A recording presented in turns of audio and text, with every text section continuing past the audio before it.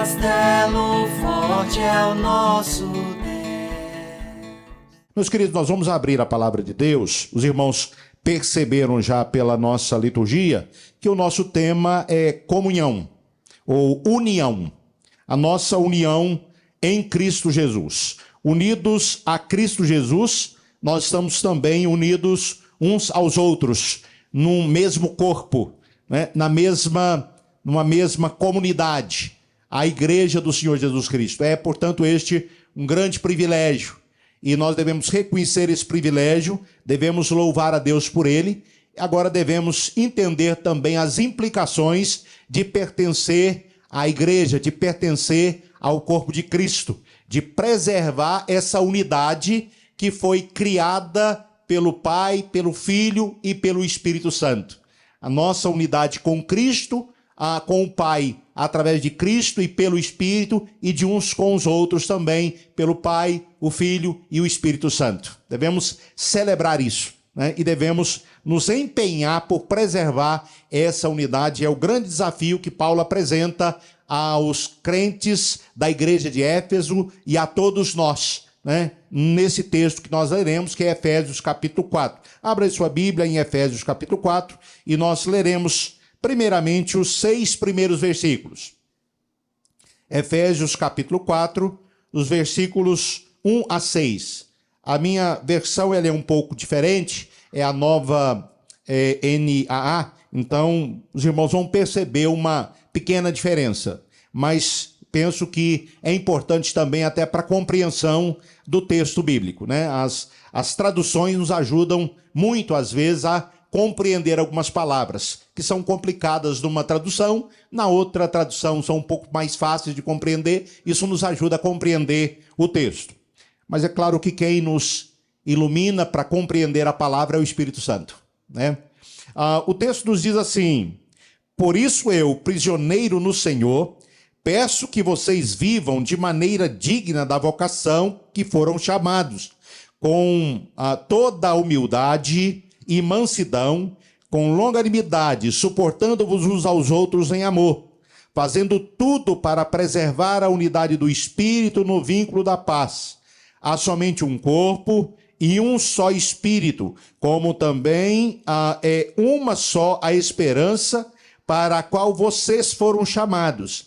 Há um só Senhor, uma só fé, um só batismo, um só Deus e Pai de todos, o qual é sobre todos, age por meio de todos e está em todos. Irmãos, Paulo começa esse capítulo 4 da sua epístola aos Efésios fazendo um apelo solene aos cristãos da cidade de Éfeso, aos cristãos efésios. E o apelo de Paulo começa com essa palavra forte: rogo-vos.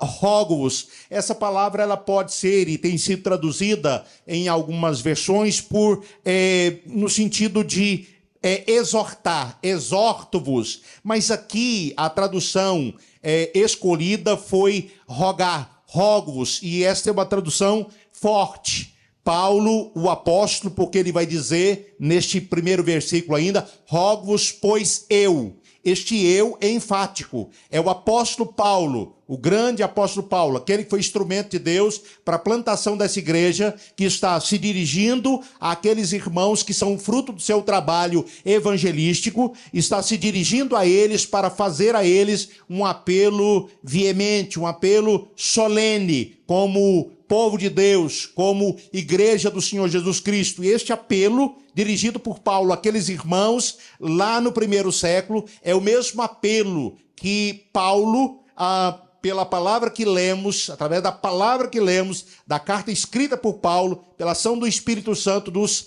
faz também nessa noite. Então, este apelo, nós certamente devemos tomá-lo também para nós. Ele não se dirige apenas aos cristãos efésios, lá do primeiro século, mas ele se dirige a nós também. Então, entenda e receba esse apelo feito por Paulo, como também feito a você, feito a mim, feito a nós. Paulo está rogando e ele diz: pois, rogo-vos, pois. Esse pois é extremamente importante. É tão importante que o reverendo Mark Lloyd Jones, doutor Mark Lloyd Jones, ele escrevendo sobre a nossa união com Cristo, ele escreve um livro. 300 e tantas páginas sobre a nossa união com Cristo. E ele só nessa palavrinha, pois, ele gastou, assim, acho que 20 páginas desse livro tratando sobre o pois e aplicando esse pois, porque esse pois é extremamente importante. Porque capítulo 4, ele tem sido compreendido pelos estudiosos como o início da segunda parte dessa carta aos Efésios. A primeira parte é compreendida pelos capítulos 1 a 3.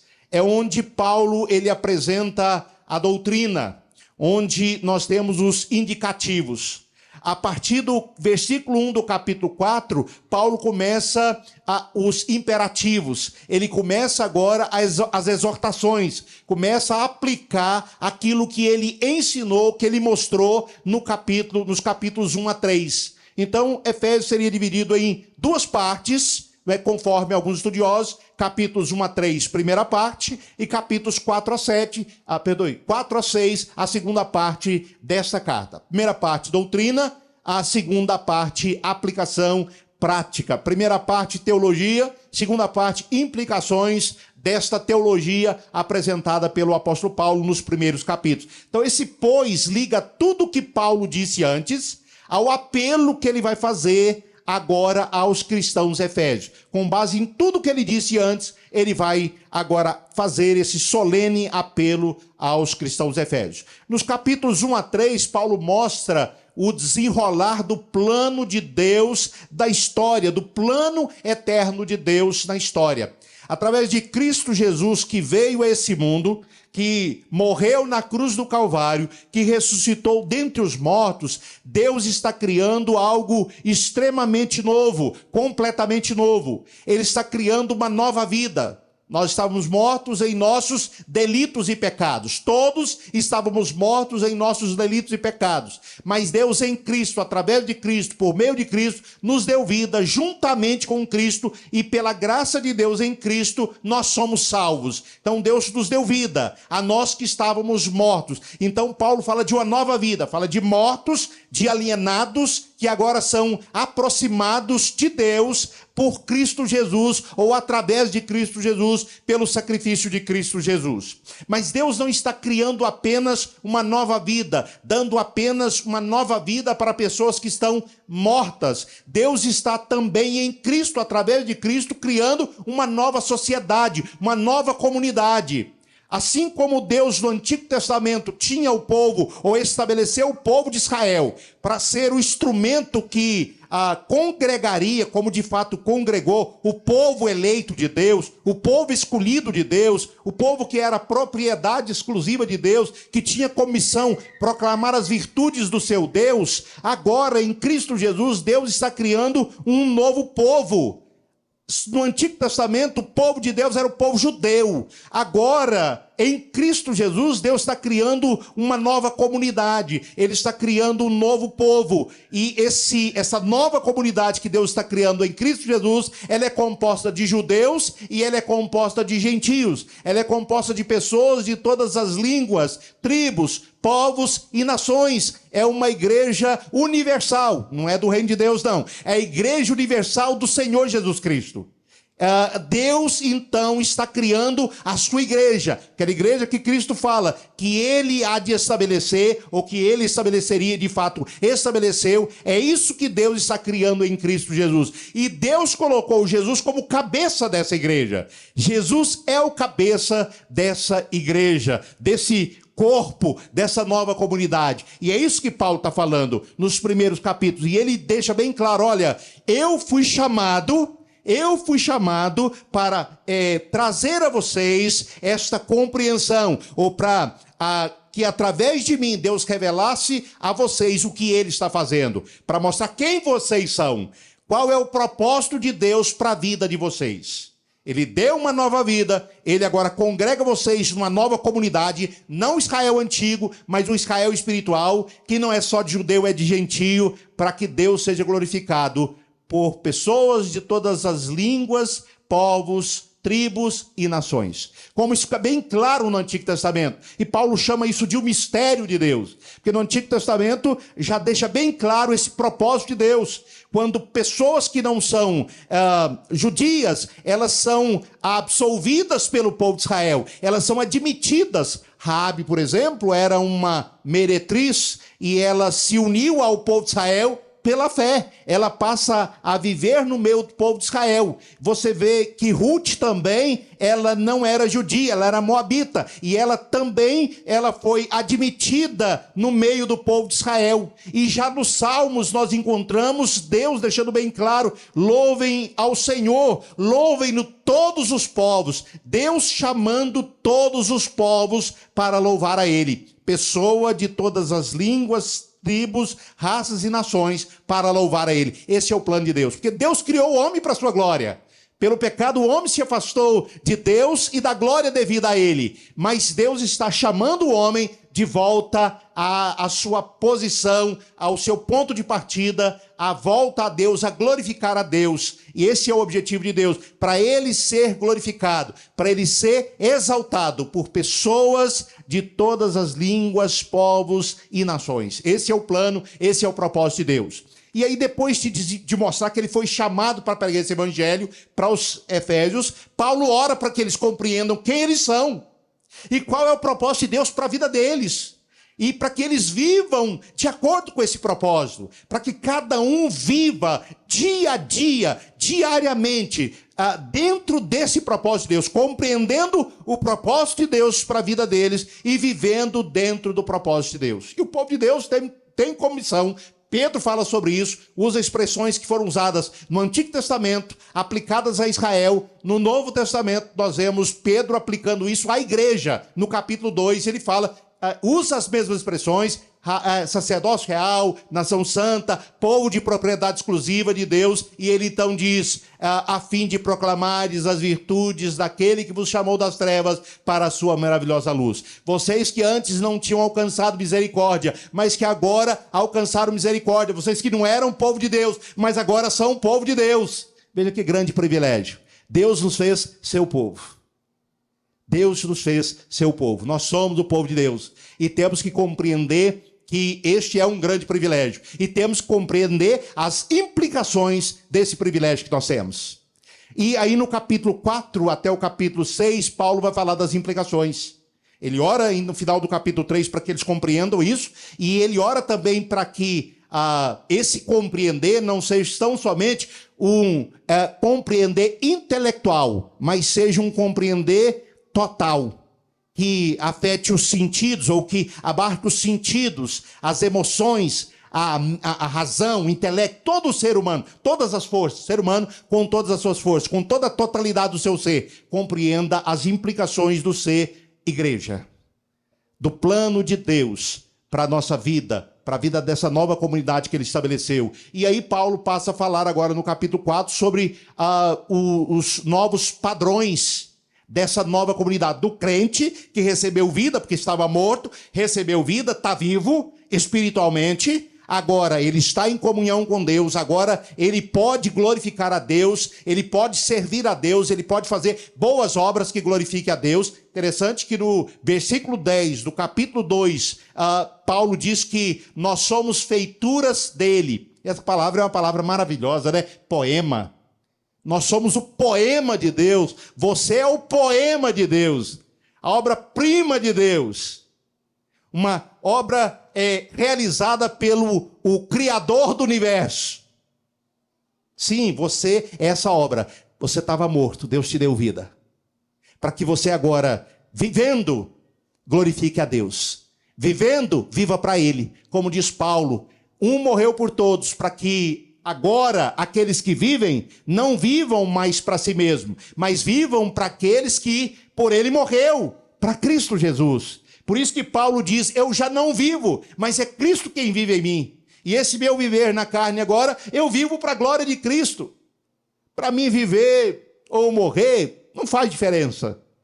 O que importa é estar com Cristo. Era esta a compreensão de Paulo. Ele compreendeu o propósito de Deus na vida dele. Ele compreendeu o lugar da igreja no propósito de Deus. E por isso ele foi um dos maiores plantadores de igreja do Novo Testamento. Um pregador itinerante.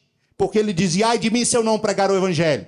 Porque sobre mim pesa essa responsabilidade. E eu sou o devedor, tanto ao judeu como a gentio. Eu tenho que pregar o evangelho. Porque eu era perdido. E o Senhor teve misericórdia de mim.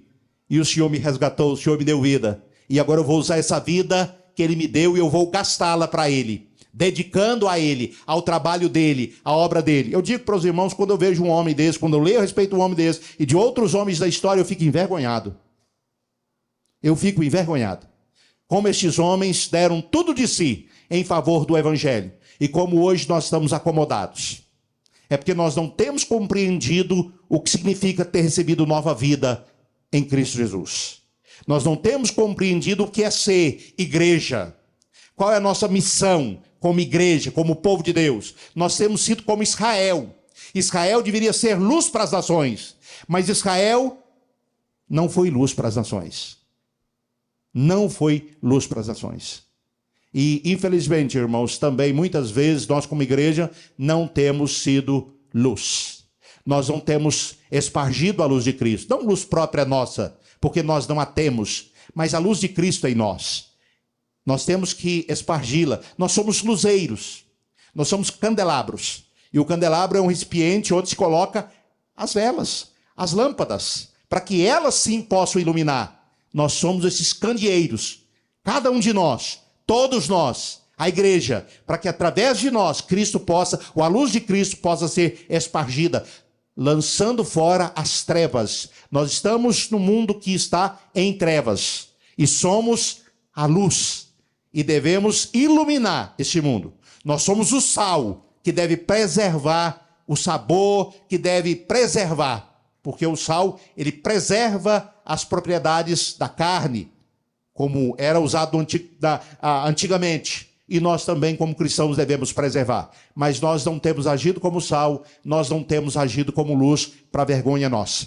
Devemos reconhecer, nos arrepender, pedir perdão a Deus e tomar uma nova disposição na nossa vida. De assumir o nosso lugar como pessoas que estavam mortas e hoje estão vivas. Como pessoas que pertencem à igreja, ao povo de Deus, ao povo escolhido de Deus, ao povo aliançado de Deus.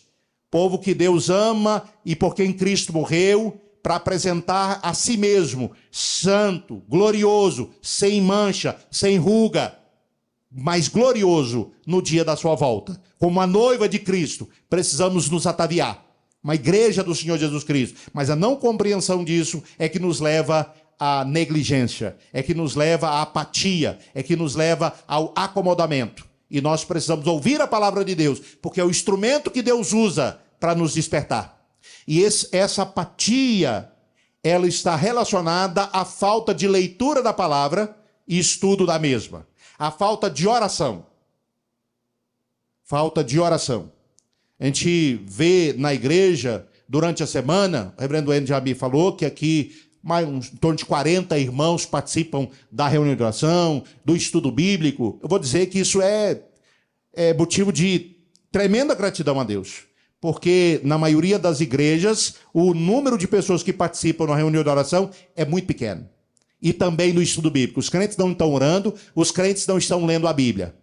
E, portanto, não estão tendo esse contato, essa comunhão íntima com Deus. Não estão se achegando ao trono da graça, como deveriam chegar. Não estão usando os meios de graça que foram proporcionados pelo Senhor Jesus Cristo para o nosso nutrimento, para a nossa nutrição, o nosso crescimento espiritual. E aí nós ficamos fracos, raquíticos e desanimados, apáticos, e não fazemos aquilo que temos que fazer. Mas Paulo então faz esse rogo para esses irmãos, para que eles compreendam quem eles são, o que Deus fez por eles em Cristo, o que Deus fez por cada um e o que Deus fez por todos, unindo-os então nessa nova comunidade, que tem agora novos padrões, que deve viver novos relacionamentos. E é isso que Paulo chama os cristãos a prestarem atenção. O apóstolo Paulo, ele diz que ele é prisioneiro no Senhor. Essa expressão prisioneiro no Senhor, ela tem duplo sentido. Ou ela tem ela tem dois sentidos. Dois sentidos. O primeiro sentido dessa expressão é que Paulo, ele está aqui dizendo que ele é um prisioneiro de Cristo Jesus. Ele é um prisioneiro por amor a Cristo. Ele se considera um prisioneiro de Cristo porque ele está preso a Cristo. Ele está num relacionamento de aliança com Cristo. Ele professou a sua fé em Cristo. Ele assumiu um compromisso, uma aliança com Cristo. Então ele é um aliançado de Cristo, ele está preso a Cristo. E ele não quer ser solto. Ele não quer ser solto dessa aliança, dessa prisão. Ele está acorrentado a Cristo, algemado a Cristo, e ele não quer ser solto. Ele não quer que ninguém tire essa algema, que ninguém tire esse grilhão. Ele quer continuar ali, em Cristo, ligado a Cristo, unido a Cristo. Mas também tem um sentido de alguém que está preso por causa da sua dedicação ao Evangelho, a sua dedicação à pregação do Evangelho. Paulo é pregador do Evangelho. Ele está preso por causa da palavra, por ser um pregador do Evangelho. Ele está preso mesmo, ele está numa prisão, como bandido, como um criminoso. Ele está numa prisão por causa do seu ministério de pregação a Cristo, da pregação do Evangelho de Cristo. Então Paulo se apresenta aqui como prisioneiro, e ele quer com isso também mostrar para os irmãos a importância de compreender o que Cristo fez por nós, o privilégio de pertencer à igreja e o que isso significa, e o cumprimento da sua missão.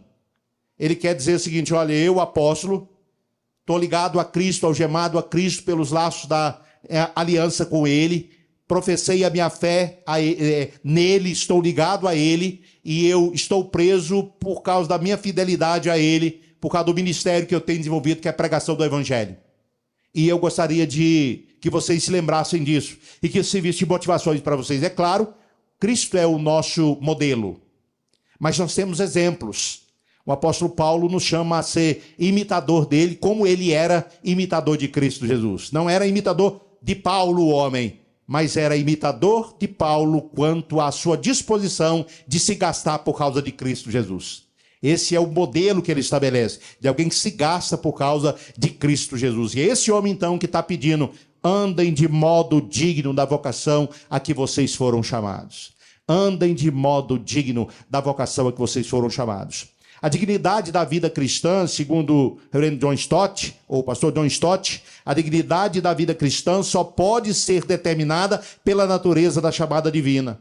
A nova sociedade que Deus traz à existência, que Deus chama à existência, ela tem como característica a unidade e a santidade. É isso que Paulo mostra aqui no capítulo 4 e no capítulo 5. Capítulo 4, 1 até o 16, ele fala sobre a unidade. Depois do versículo 17 do capítulo 4 até o versículo 21 do capítulo 5, ele vai falar sobre santidade. A igreja é chamada para estar junta. É o corpo de Cristo, para ser corpo de Cristo, para estar unido a Cristo e unido um ao outro. E agora, como corpo de Cristo, realizar a obra que Cristo confere ao seu corpo, à sua igreja. E a igreja também é o povo santo.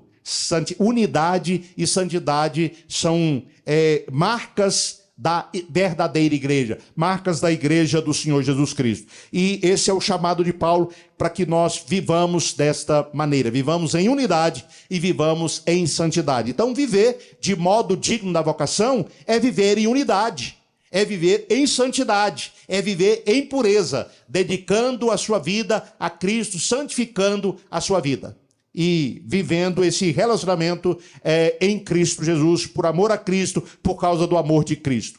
Paulo, ele apresenta aqui quatro verdades a respeito da unidade que existe. Ele não está nos dizendo que nós devemos produzir a nossa unidade. Nós devemos criar uma unidade entre nós. Não, ele está dizendo que nós devemos preservar uma unidade que já foi criada pelo Pai, pelo Filho e pelo Espírito Santo. Paulo, no capítulo 1, deixa bem claro que a nossa salvação ela é obra do Pai, ela é obra do Filho e ela é obra do Espírito Santo. Nós fomos eleitos pelo Pai em Cristo Jesus, que veio e morreu por nós na cruz do Calvário. O Espírito Santo age no nosso coração, nos levando a Cristo, para que nós reconheçamos nosso pecado e reconheçamos Cristo como nosso Salvador. O Espírito aplica a nós a obra do Espírito do Senhor Jesus Cristo, a obra do Filho, realizada na cruz do Calvário. Então a nossa salvação, ela é trinitária. É obra do Pai, é obra do Filho, é obra do Espírito Santo. E ele está chamando a nossa atenção também para o fato de que essa unidade que foi produzida, ela precisa ser preservada. Nós devemos preservá-la, não criá-la, mas preservá-la, ela já existe. Então esse é o apelo de Paulo para que nós preservemos essa unidade. E a preservação dessa unidade está ligada à maneira como nós vivemos, à nossa conduta.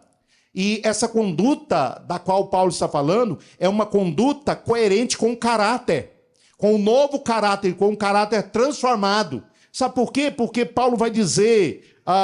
na sequência do versículo, ele diz assim, olha, peço que vocês vivam de maneira digna da vocação a que vocês foram chamados. E aí ele diz como? Com toda a humildade. Ele começa a descrever, ele apresenta aqui 4 virtudes. 4 virtudes do caráter transformado pelo Senhor Jesus Cristo. Quando nós olhamos aqui para essas virtudes que Paulo está apresentando aqui, não tem como nós não nos lembrarmos de Gálatas capítulo 5, versículos 22 a 23, quando o apóstolo Paulo fala sobre o fruto do Espírito.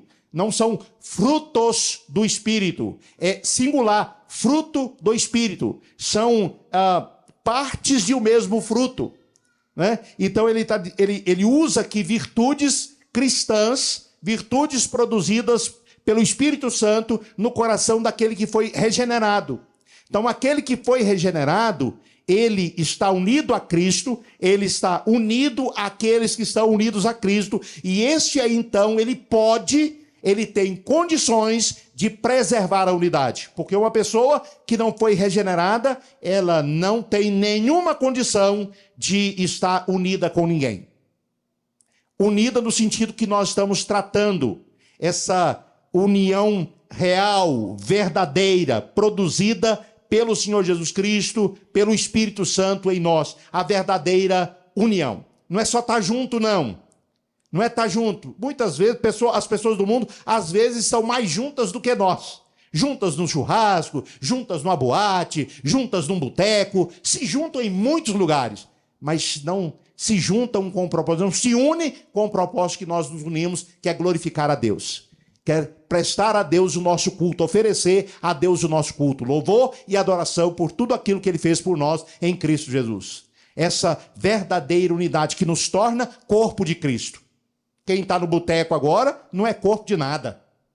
Não é corpo de nada. Mas nós estamos aqui como corpo de Cristo, como povo de Deus, como povo salvo, um povo salvo em Cristo Jesus. Povo amado por Deus. Então, Paulo diz que a nossa conduta como cristãos, como regenerados, ela desempenha um papel extremamente importante, fundamental, nessa preservação da unidade do Espírito. Então, ele diz que nós devemos andar em humildade. Humildade. A humildade a qual ele se refere aqui, traz a ideia de humildade de mente. É o reconhecimento da dignidade e do valor das outras pessoas. A mentalidade humilde que havia em Cristo Jesus, sendo Deus, não julgou por usurpação o ser igual a Deus, mas antes esvaziou-se a si mesmo e assumiu a forma de homem, como homem a forma de servo. Então, essa é a ideia. E Cristo, ele diz que nós devemos aprender dele. Mateus capítulo 28, aprendei de mim que sou manso e humilde. Então nós encontramos em Cristo essa virtude, que para o mundo não é virtude, é fraqueza.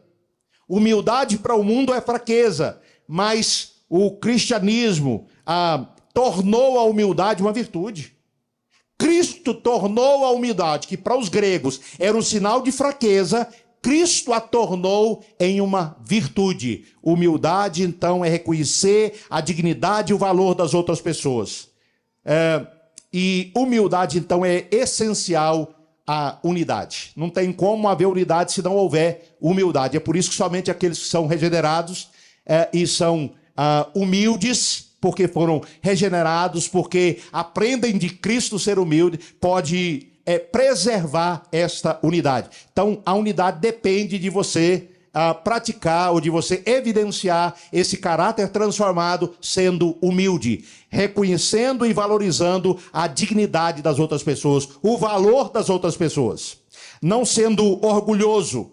O orgulho está sempre por trás da discórdia, mas a humildade é o segredo da concórdia. Quando há humildade, há concórdia. Quando há orgulho, arrogância, não tem como haver esta unidade.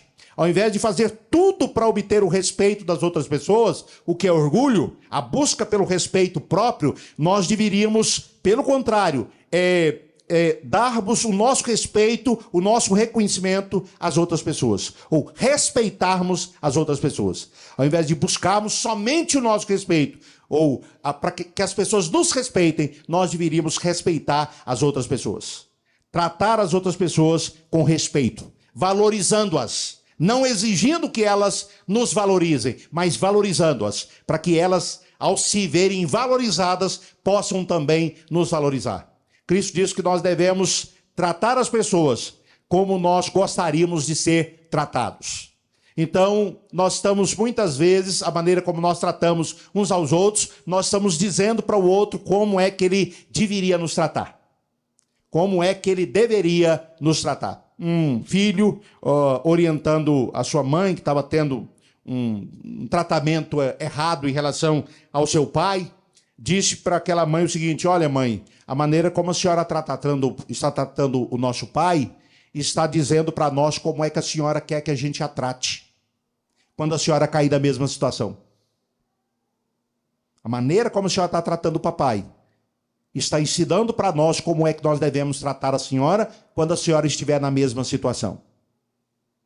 Isso é humildade. Somente uma pessoa humilde, verdadeira humilde, que reconhece o valor das outras pessoas, que não pensa de si além do que convém, como Paulo diz lá em Romanos, ninguém pense de si além do que convém. Não se ache melhor que ninguém, nem pior. Nem melhor e nem pior. Se considere servo das pessoas, se faça servo. Ao invés de fazer tudo para obter respeito dos outros, que é orgulho, nós lhes devemos nosso respeito, reconhecendo o seu valor intrínseco que foi dado por Deus. Essa é uma atitude humilde. A segunda atitude que ele coloca aqui, além da humildade, é mansidão. Ele diz que nós devemos ser mansos. A mansidão é a qualidade da moderação. É o meio termo entre estar irado demais e não ficar irado de modo algum. Esse é o pensamento de Aristóteles. Então, a mansidão é esse equilíbrio. Você não está irado além da conta, mas você também não é pacífico e extremo. Essa é a ideia do equilíbrio. Palavra também usada para animais domésticos. O animal selvagem, ele não respeita as pessoas, ele ataca. E se ele tem força, aí que ele ataca com mais violência. Mas o animal domesticado, ele continua tendo força. A força está lá. Um leão, um urso, a gente vê nesses filmes aí, que são domesticados, o urso é o urso. Mas ele não é aquele urso selvagem. Ele é um urso ou um leão domesticado. Ele continua sendo urso, continua tendo a força de um urso, mas aquela força está controlada. A sua força está sob controle.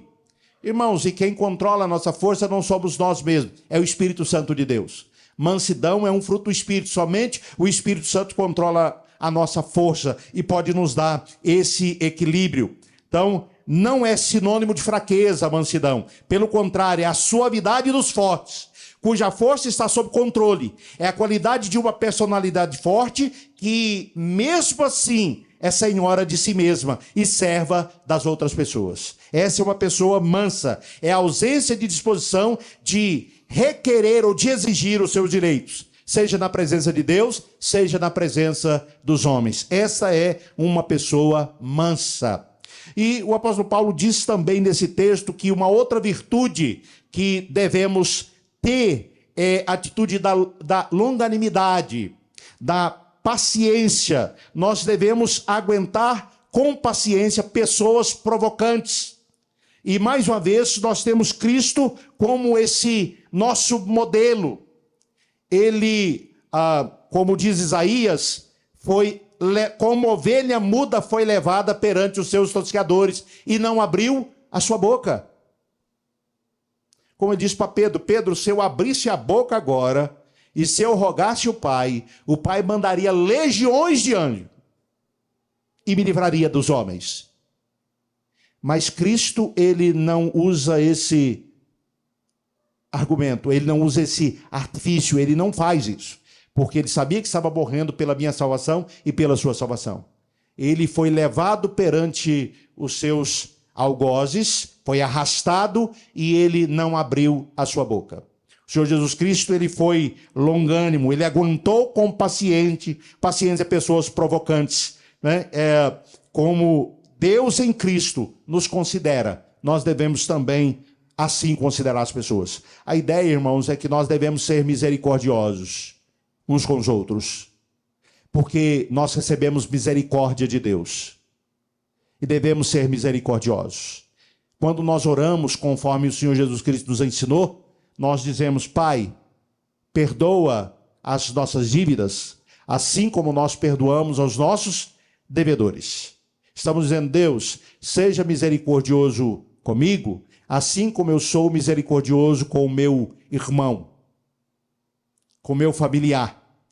Me trate da mesma maneira, com a mesma graça, com a mesma misericórdia. Então, se você não trata as pessoas com graça, com misericórdia, você não tem paciência. E esse é uma das grandes dificuldades do ser humano, paciência. Mais uma vez, irmãos, paciência é a obra do Espírito. Somente uma pessoa regenerada pode demonstrar essa paciência. É uma virtude do Espírito, não é comprada, não é adquirida por você mesmo. É o Espírito Santo quem vai produzir isso em você. E você precisa depender do Espírito Santo. Você precisa ser cheio do Espírito Santo. E ser cheio do Espírito Santo é sinônimo de ser cheio da palavra de Deus. Ser cheio do Espírito e ser cheio da palavra são expressões sinônimas. Nós precisamos nos voltar realmente para a oração, para a palavra de Deus como meios de graça. Uso da oração, uso da palavra de Deus, lendo-a, estudando-a, meditando na palavra de Deus, usando participando devidamente, corretamente do sacramento, o Espírito Santo vai operando em nós, nos alimentando, nos nutrindo, nos transformando, nos fortalecendo, nos amadurecendo. E isso então é prova de maturidade cristã. Uma pessoa que é madura espiritualmente falando, ela é uma pessoa longânima, ela tem longo ânimo, ela tem paciência, ela aguenta, ela suporta pessoas provocantes, porque Deus a fortalece para isso. E ele diz que também nós devemos suportar uns aos outros. Nós devemos ter longo ânimo e nós devemos ter paciência com as pessoas. Suportar significa também ter paciência, significa você não perder as estribeiras no primeiro momento, nem no segundo momento, você ter esse domínio próprio.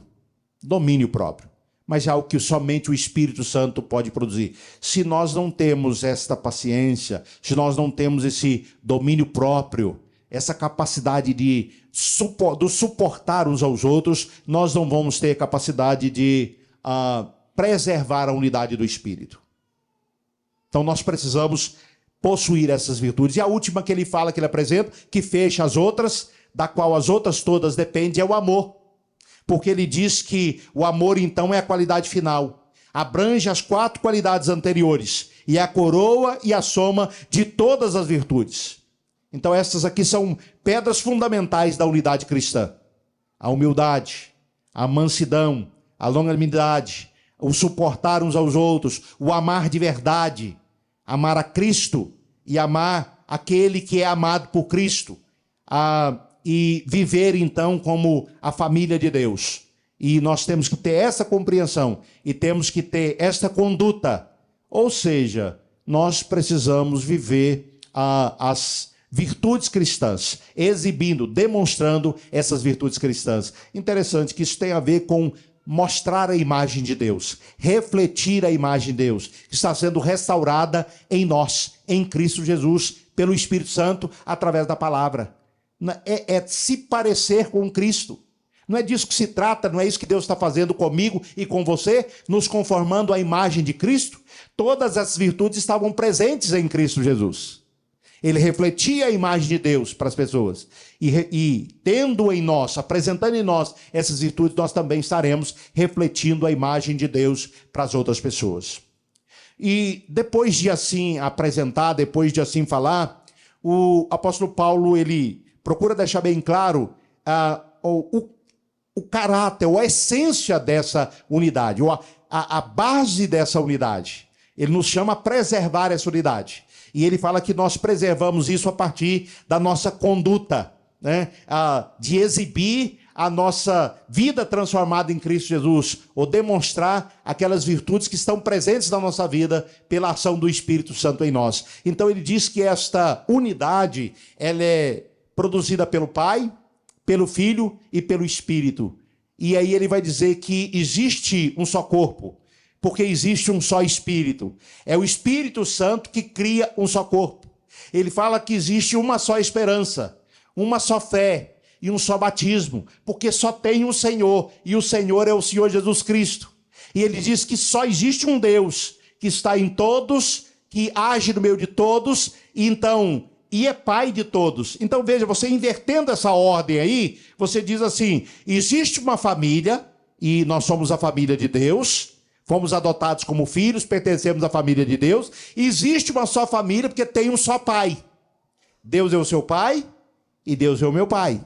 Nós aprendemos a orar assim: Pai nosso que estais nos céus. Pai nosso, não é meu Pai. Pai nosso que está no céu. Consciência de que eu pertenço à família de Deus, que eu tenho irmãos e irmãs, e que ao orar eu não posso pensar só em mim, eu tenho que pensar no corpo de Cristo.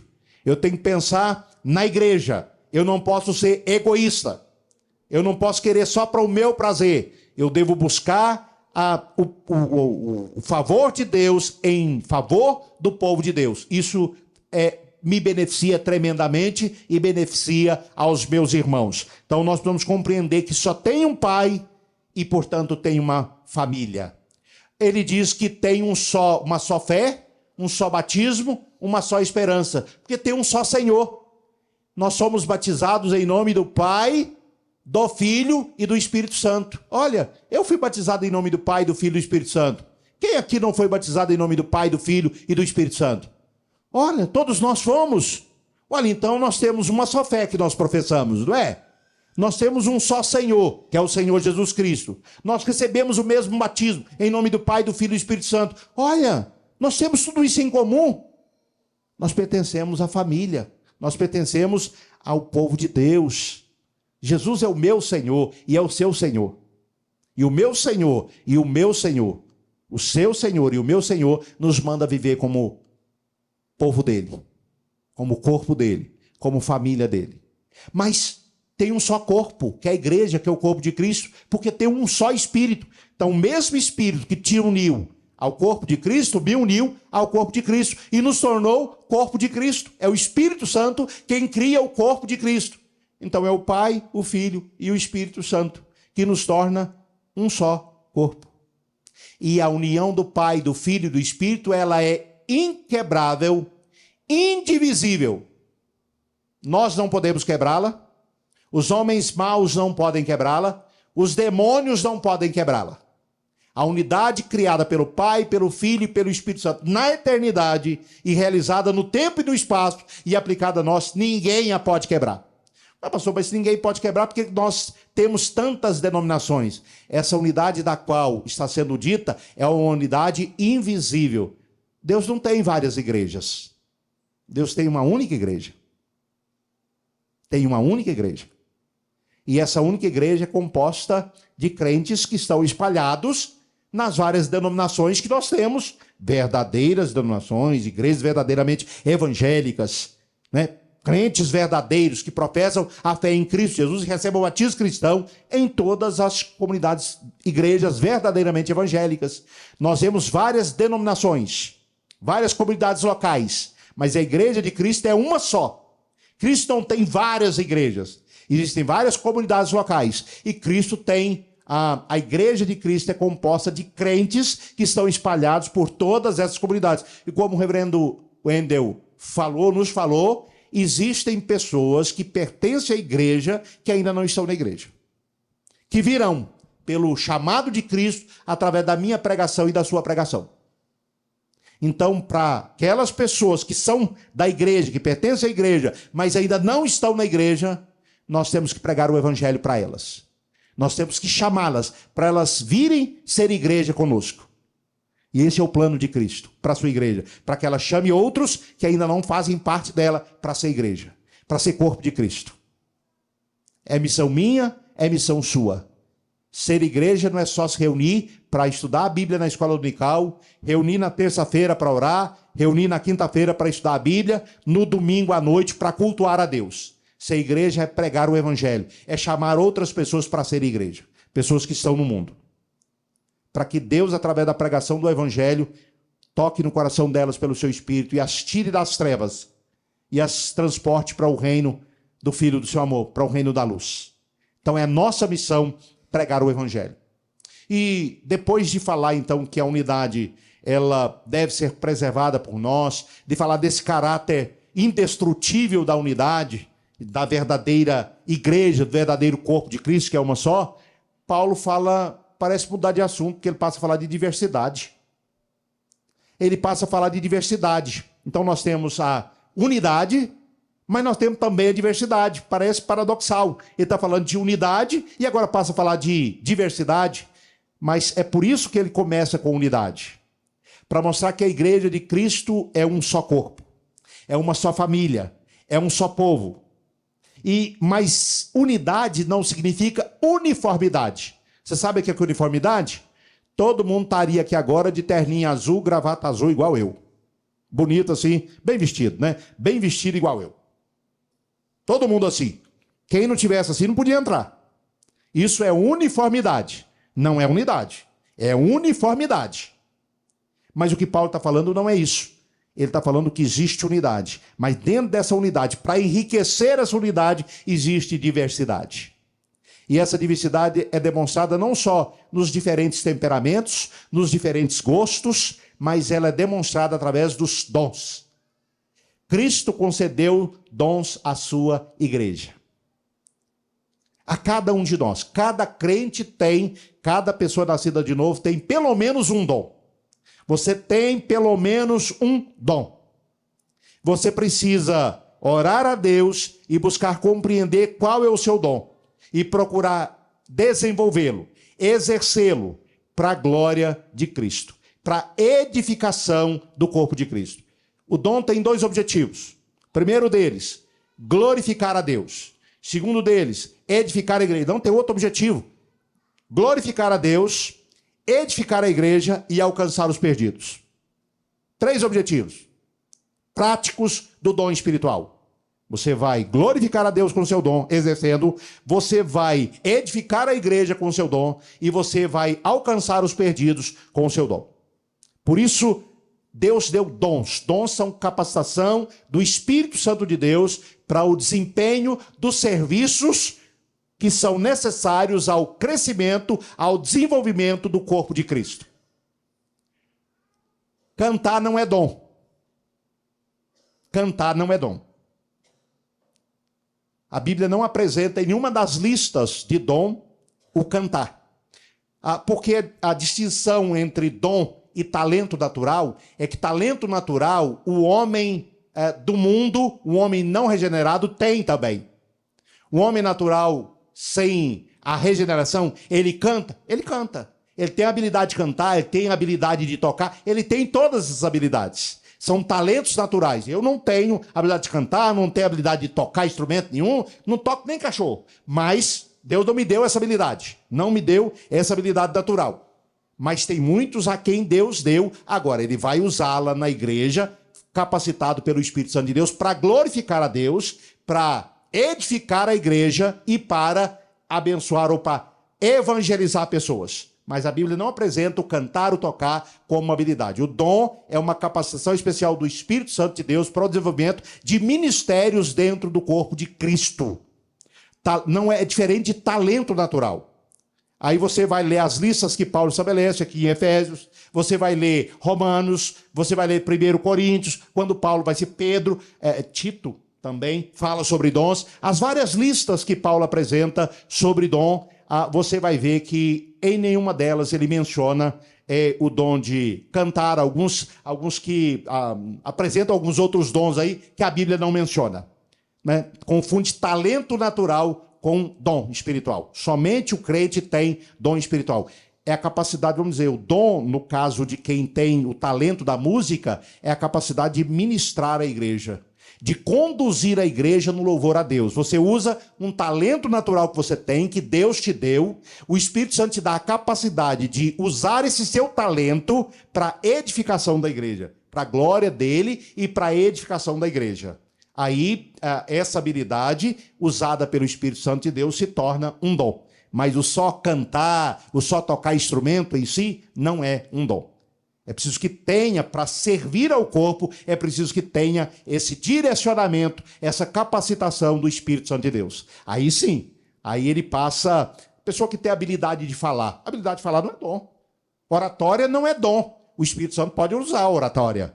Pode usar a capacidade de um orador, dando a ele a unção.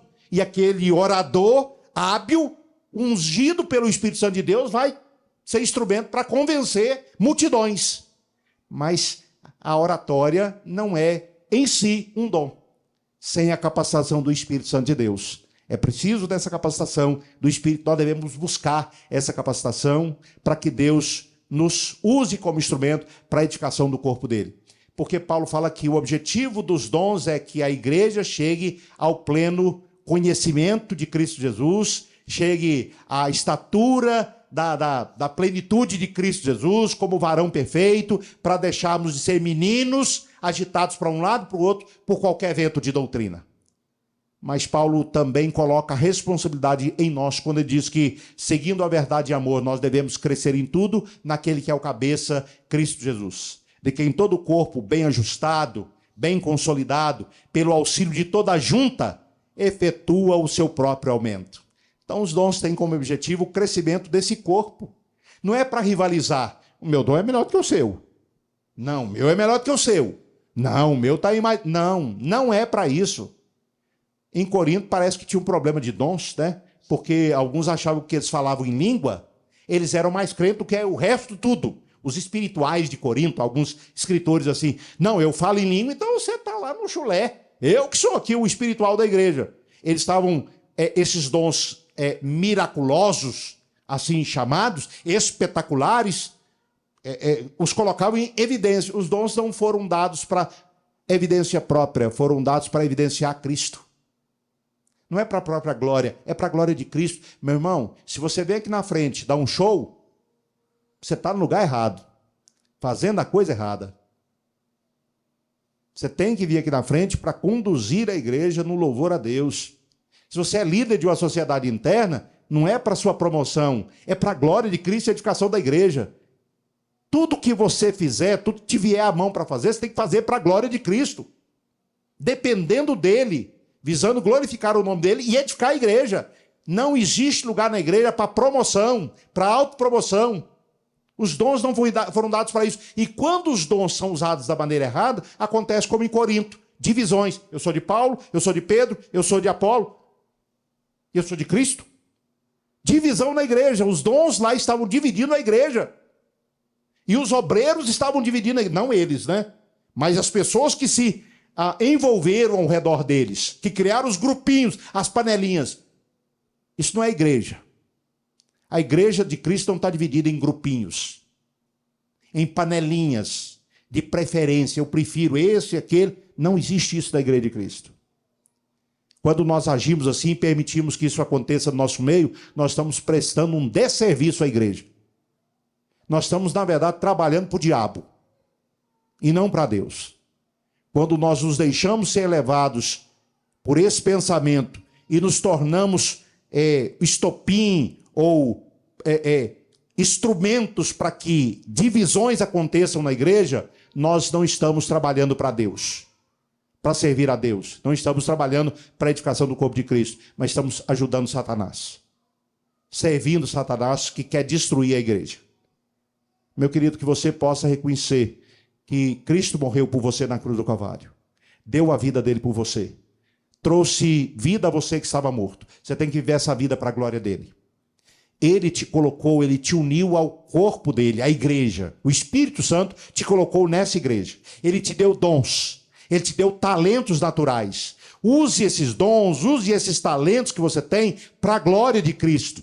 Se empenhe, se esforce com toda a força para você estar bem com as pessoas. Perdoe as pessoas. Perdoe. Sem perdão não tem como a gente caminhar. Não tem como. Devemos nos perdoar uns aos outros, nos amar uns aos outros, cuidar uns dos outros. Os mandamentos recíprocos, nós temos que cumpri-los. São mandamentos para o corpo de Cristo, para que a igreja possa crescer. Para que a igreja possa crescer, ser edificada para a glória de Cristo e para a nossa bem-aventurança. Então, meu querido, se empenhe. No que depender de você, tenha paz com todos. Procura a paz e empenha-te para alcançá-la. Muitas vezes se dispõe a sofrer o dano. Sofra o dano para manter a paz, para manter a harmonia do corpo de Cristo, da igreja. Peça a Deus calma, peça a Deus paciência, peça a Deus sabedoria. Fica calado. Como diz Provérbios, até o tolo, quando ele fica calado, ele é tido como inteligente. Então, se não tem nada sábio para falar, fica calado. Porque nós, com as nossas palavras, jogamos fogo muitas vezes. A língua é como fagulha, é como chama de fogo. Então, se a gente conseguir controlar a língua, muitos problemas serão resolvidos e nós preservaremos a unidade. A palavra nos ensina como é que nós devemos fazer isso. O desafio é que você tem que lutar, se empenhar por preservar a unidade dessa igreja da qual você faz parte. Edificá-la, produzir crescimento para ela. E que Deus nos abençoe e que Deus nos dê essa disposição